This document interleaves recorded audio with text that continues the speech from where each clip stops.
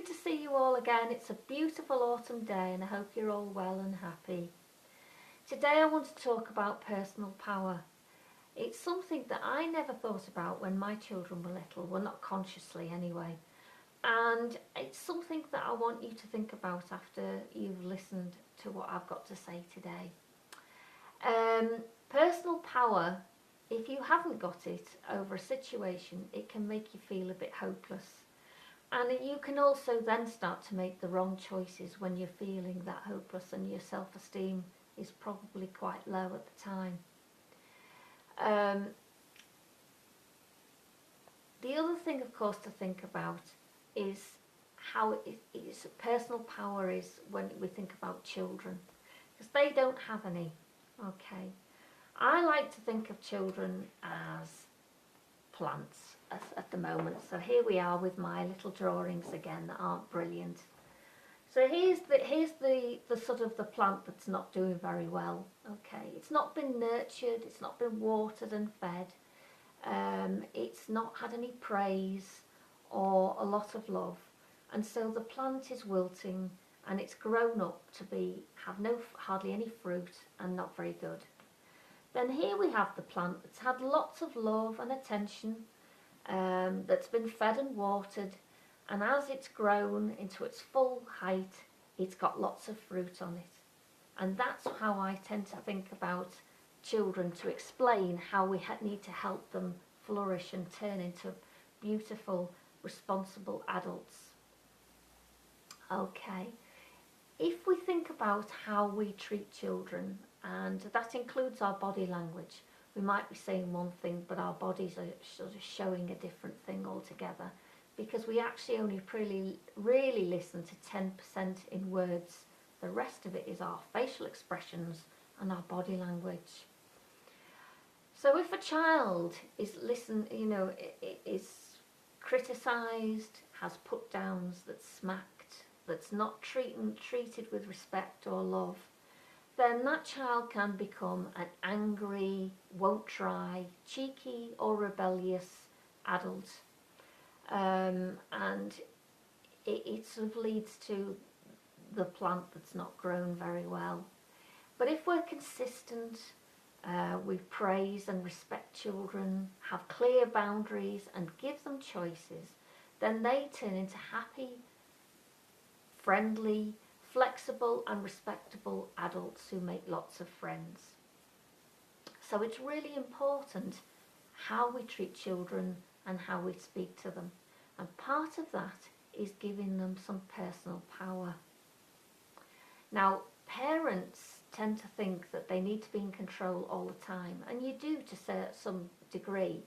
But to give a child some control or some choices, it doesn't mean that children are going to run amok and never do as they're told. It's about being really careful about how we do give them choices.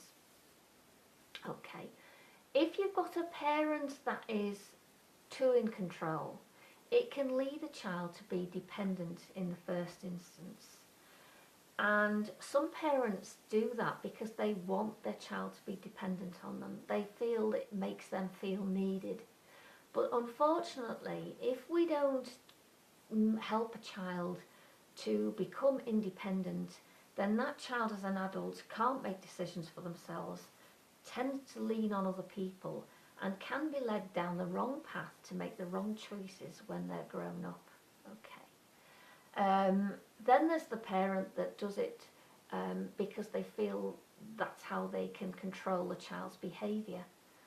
And unfortunately, some children can rebel the more a parent is over controlling.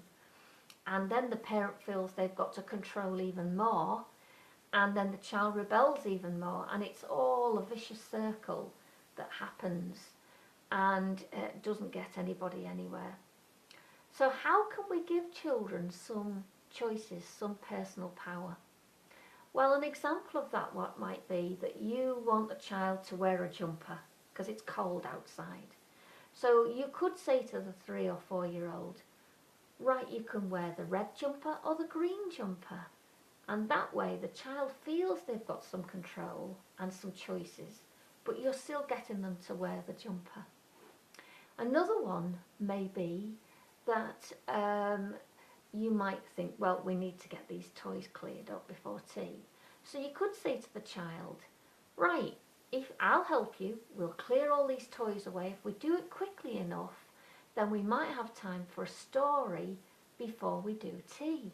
And you can choose which story you'd like. So the child is getting some choice in that, and there's also some compromise and working together. So the child doesn't feel they're being told what to do and being controlled all the time. So what I'd like you to do is to sit with a pen and paper and 5 minutes quiet time and think about different situations that you could give your child some choices, some little choices along the way while they're little, to make them feel like they're in control of some things in their lives. Now with a teenager, you would perhaps do it differently. My suggestion is the same one as before, which is you sit round the table and you listen to what your child's got to say, and you learn to compromise so that that child feels respected, that their point of view has been listened to, and you've both met each other halfway over some choices. I hope this has helped, and I would love you to give me some feedback, or to give me some other situations or things that you're worried about that you could think I could help you with. That would be brilliant. And I'd like to thank you for taking the time to listen to this little vlog that I've done today. So take care, and I'll see you soon. Bye.